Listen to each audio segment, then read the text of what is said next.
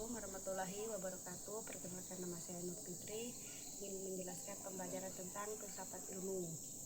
Pertama-tama, filsafat ilmu adalah ilmu kepemilikan penduduk yang sangat penting dalam perkembangan ilmu dan pendidikan, menguasai area, metode, dan tujuan pendidikan.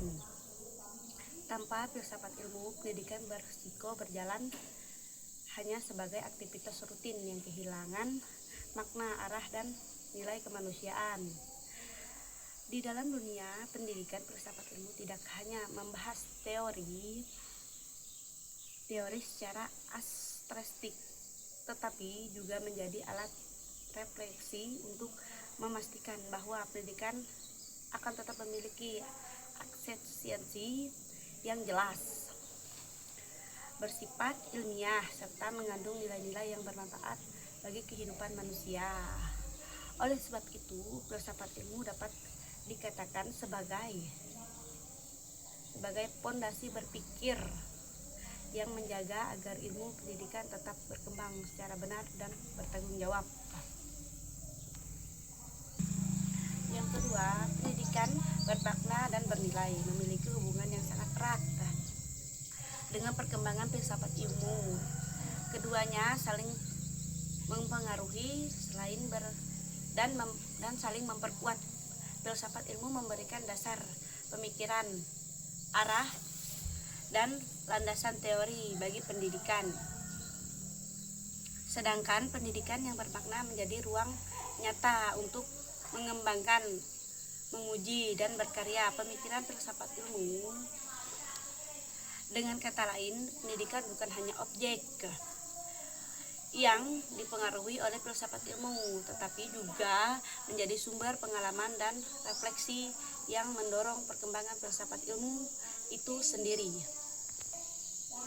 Yang ketiga, filsafat ilmu sering disebut sebagai pisau analisis dalam pembedahan persoalan pendidikan karena filsafat ilmu memiliki kemampuan untuk menguji suatu masalah secara mendalam, sistematis, kritis, dan penyeluruhan.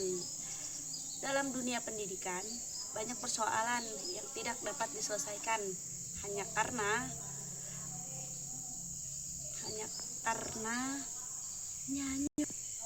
dengan melihat gejala di permukaan.